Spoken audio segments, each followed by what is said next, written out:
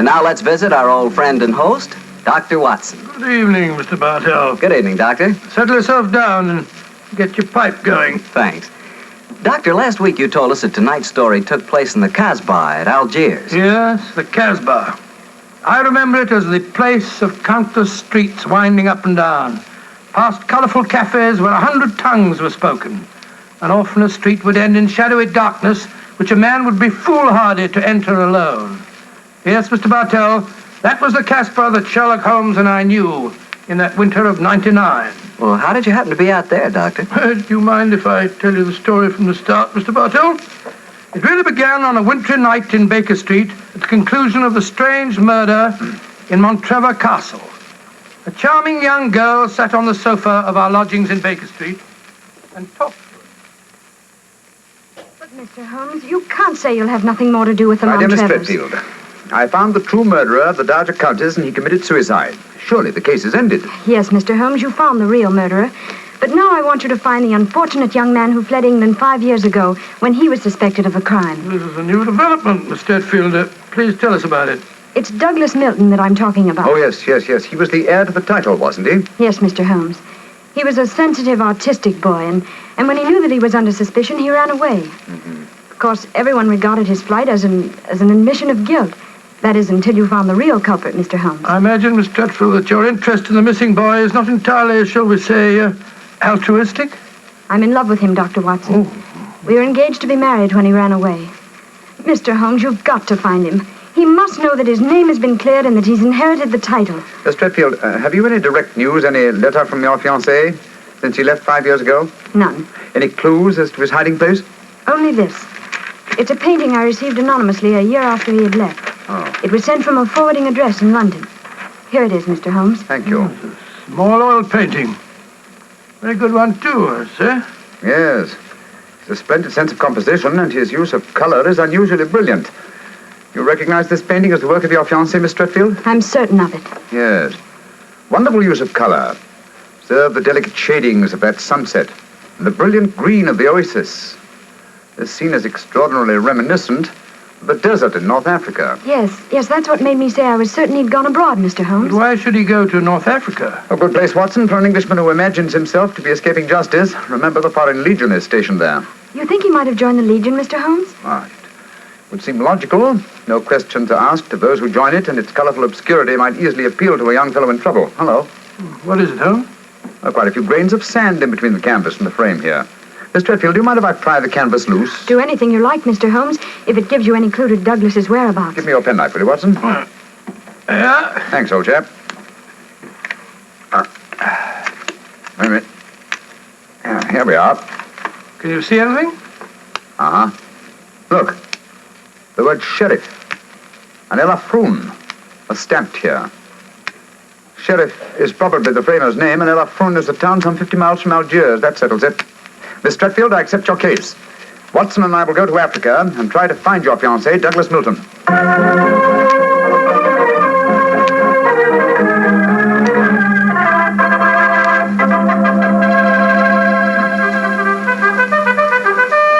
Monsieur Sherlock Holmes and Dr. Watson. I have heard of you so often, but I never thought I should see you here at the headquarters of the Foreign Legion.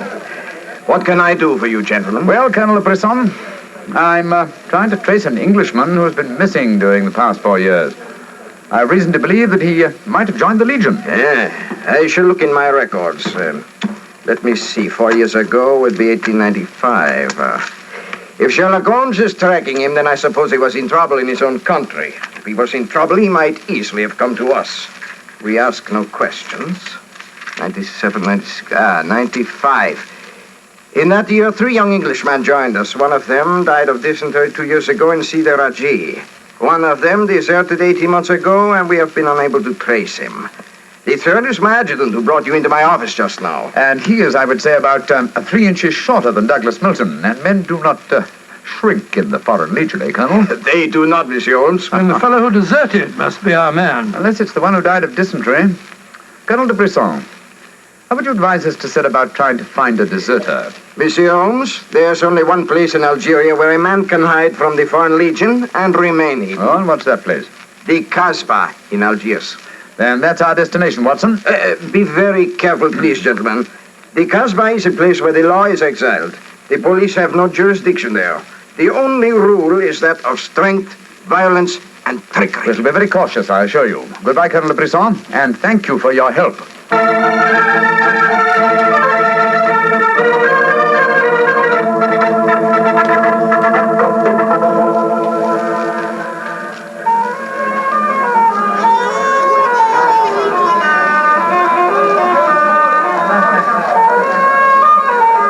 Well, I must say that I think Colonel de Brisson rather exaggerated the dangers of the Casbah.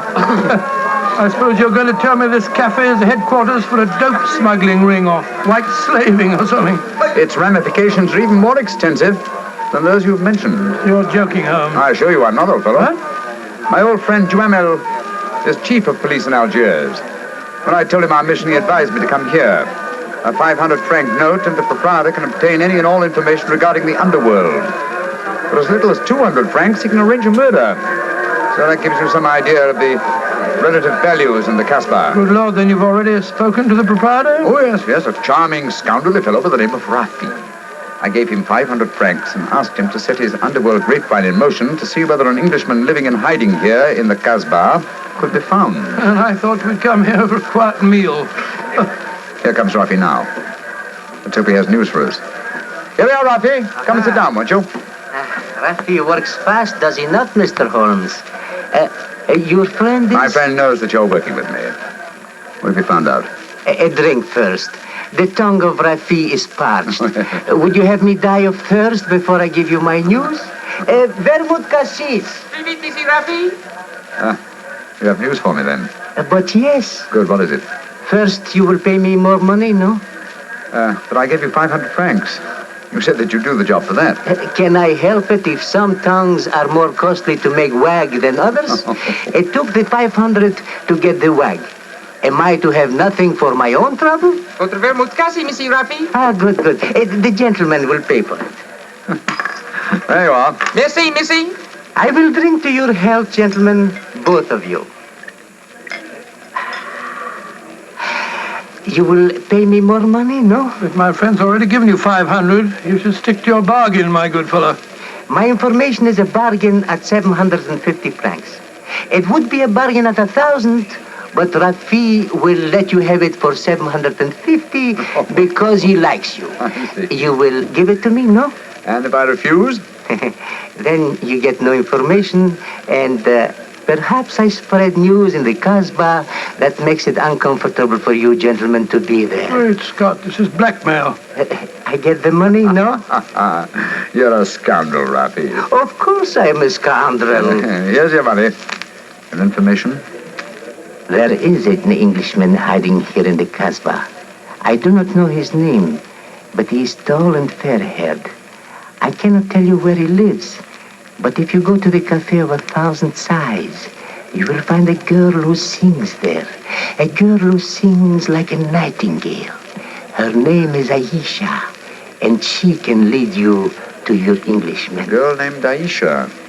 The Cafe of 1,000 Sighs. That is right. I would suggest that you go there in disguise. Two well-dressed Englishmen might find themselves in trouble. For a small fee, say 200 francs, I will escort you there myself. Thank you, yes. I think we can manage by ourselves, Rafi. Oh, if your business is concluded quickly and time weighs heavy on your hands, Rafi can take you to some places of rare interest. Dancing girls that wither one's eyeballs with their beauty. For 500 francs, gentlemen... Thank you, Rafi, thank you. I have a feeling the time will not weigh heavily on our hands. Good night. You work too hard, gentlemen. You should learn how to play. Good night. On my soul, I think that fellow's the biggest blackguard I ever met. I quite agree, old chap, but he is amusing. By the way, Holmes, don't you think that when this case is finished, we might have a time on our hands? Oh, Watson, you're incorrigible. But I think... Watson. What is it? The man sitting over in the corner by himself. Oh, Joe, yes, his face seems familiar. We've seen him before somewhere. Of course we have. His name is Oliver Leeming. We met him at the inquest on the Montreal case. So we did. Now, what on earth do you suppose he's doing here in the Casbah? Not on a holiday, I'm sure. Mr. Oliver Leeming, if you recall, is a cousin of Douglas Milton's, the man we're searching for. If Milton were ever declared legally dead, Mr. Leeming over there would inherit the title. It looks to me as if we're not the only people in the Casbah who are searching for the missing heir. That's true, old fellow. Come on, let's go and talk to the gentleman.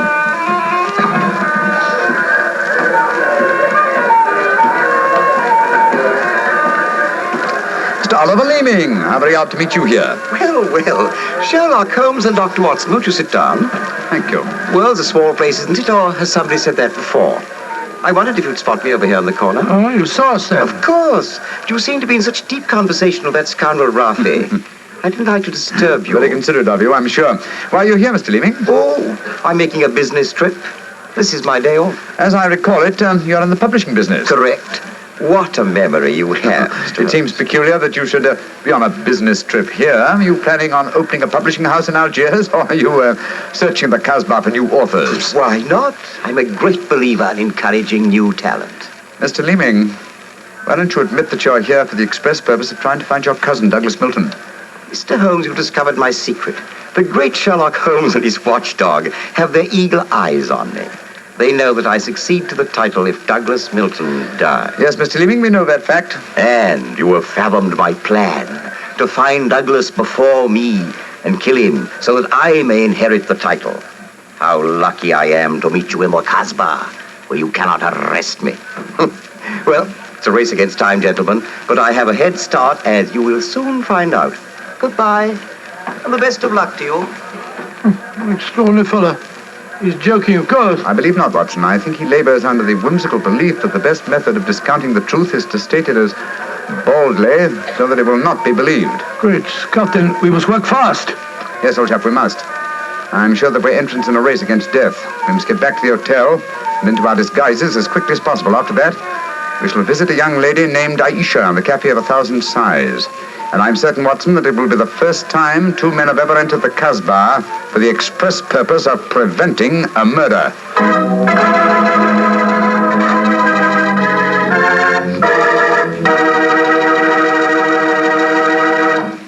We'll hear the rest of Dr. Watson's story in just about a second, which gives me time to remind you that if you like the flavor of big, plump, juicy Muscat grapes, you'll love the flavor of Petri California Muscatel. What a wine. Petri Muscatel is the perfect after-dinner wine. It looks good, smells better than it looks, and when it comes to the taste department, well, you never tasted anything like it. For a really good wine, remember first Petri, then Muscatel. Petri Muscatel. Well, Doctor, I can hardly wait to hear what happened next.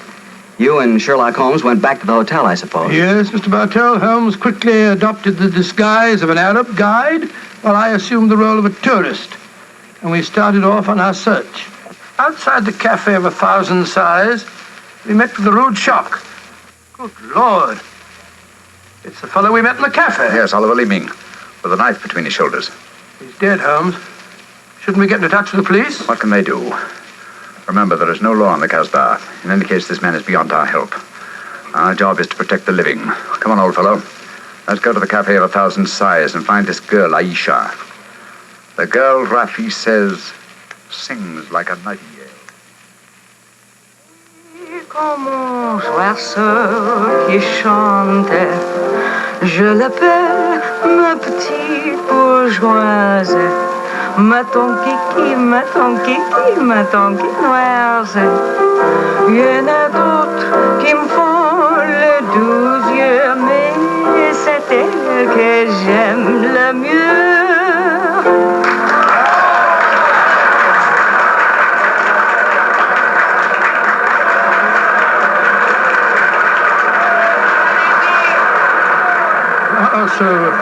So that's the girl, Aisha. She's very beautiful. Don't forget our role of tourist and guide, old chap.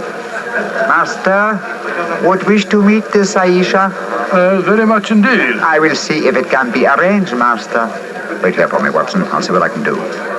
Right you are, Holmes. Be careful now.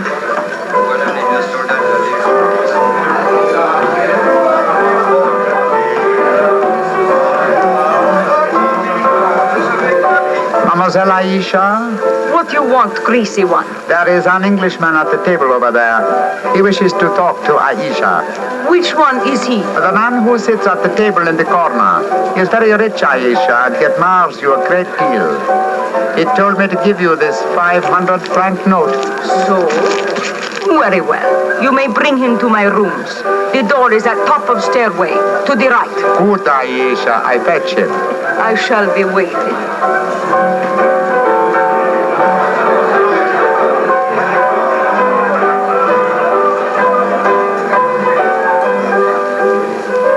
Aisha will see you, master. Follow me, please. Very well. I hope you know that you're going to handle this, Holmes. Don't worry, Watson. In this case, I think honesty will be the best policy. Well, I'm not so sure. This place is a thieves' kitchen if ever I saw one. You better be careful. First door to the right at the top of the stairs. This is it. Come in. Oh, come and sit over here, Mr. Englishman. Greasy one, you may leave us. Mademoiselle, I may as well tell you at once that I am not an Arab guide. My name is Sherlock Holmes. What you want with me? Why you trick your way in here? Don't be frightened, mademoiselle. I can explain our mission in a very few words. My friend and I have come in search of an Englishman by the name of Douglas Milton. We have good news for him. What make you think I might know of him? A gentleman by the name of Rafi suggested that you might. What is your good news for this Englishman? That he has been cleared of suspicion of murder and that he is the rightful Earl of Montrevor. That means when he knows this, he will leave the Casbah and return to his country? Naturally, madame. I do not know this man.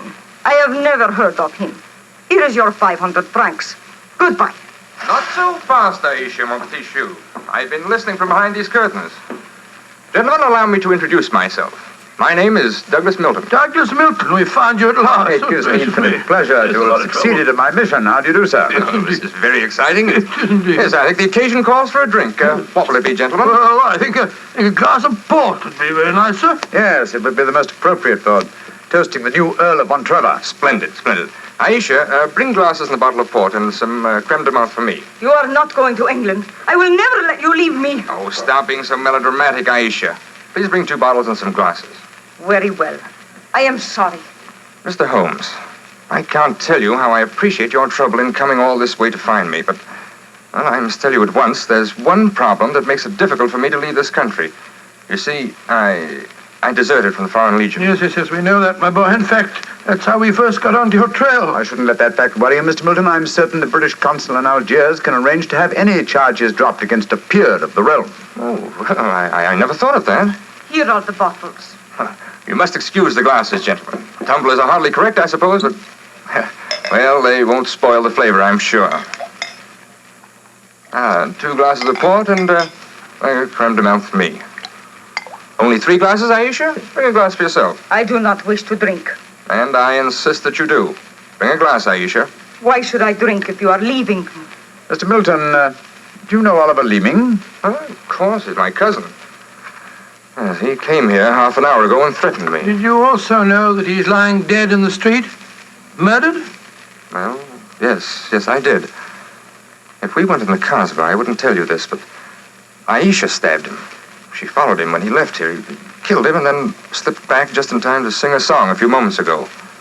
Oh, you needn't look so shocked, Dr. Watson. Life is cheap in the Casbah, and Aisha is a girl of violent passions. Come on, let's drink. A toast to the new Earl of Montrevor. Oh, excuse me, sir. You took the wrong glass. You were drinking my port. Oh, silly mistake. I can't bear port. Very un-English of me, I'm afraid, but, well, after all these years, I don't feel particularly English. In fact, I'll probably find it very hard to adjust myself to the old life when I go back. Or perhaps I should say, if I go back. Since you feel that way about it, Mr. Milton, why go? You can claim the title and the revenues of the estate without leaving Algeria. You could stay here and live on the income. I didn't realize that would be possible. You sure I could do that? Oh, yes, I'm quite certain of it. But if you doubt my word, I suggest we all adjourn to the British consulate in Algiers. They can put you straight on the matter. That's a good idea. Let's go over there at once. Now I have been listening to you, my friend. You are planning to leave me. Once you go from the Casbah, I shall never see you again. Put down that knife, Aisha. I will not let you go. You belong to me. If you try to leave me now, I will kill you. Put down that knife, Aisha. You've done enough damage for one night. Why you? Put it down, you fool. Put it down. Let me go. Let me go. Ah! she twisted the knife on herself as she fell. Holmes, help me turn her over. She's dead, Mr. Milton. Poor Aisha. It's a bloody path that leads to the Montrevor title, sir. I suggest that we see that this poor girl's body is taken care of. Then go to the British consulate without any further delay.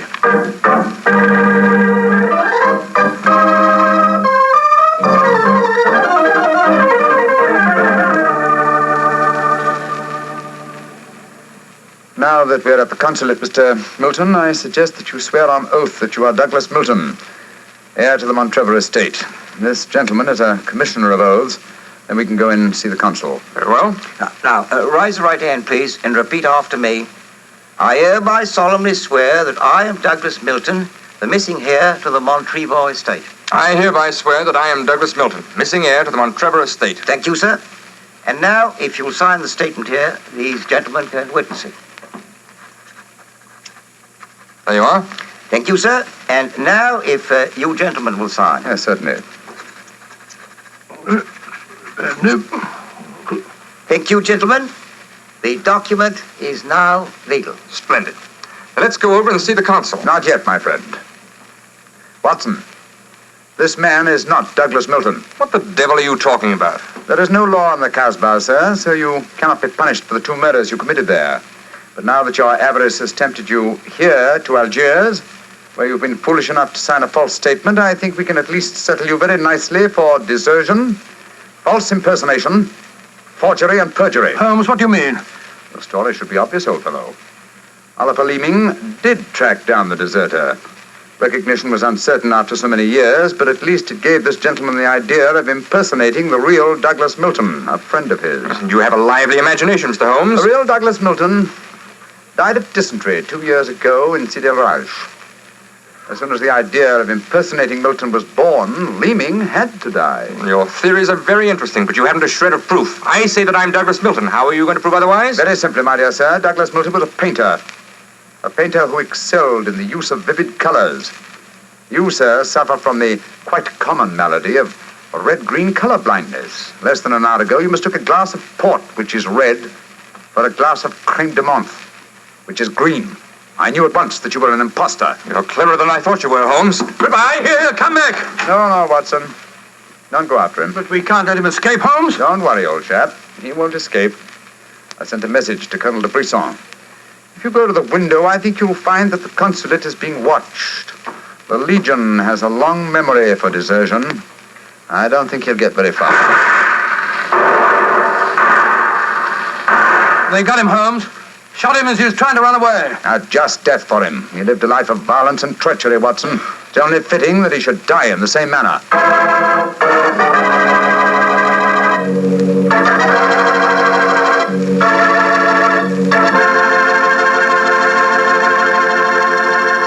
Doctor, that was a swell story, but you know something? I wish you hadn't disillusioned me about the Casbah. Disillusioned you? What do you mean? Well, before I heard your story, whenever somebody mentioned the Casbah, I'd always visualize a very glamorous, romantic sort of place full of beautiful women.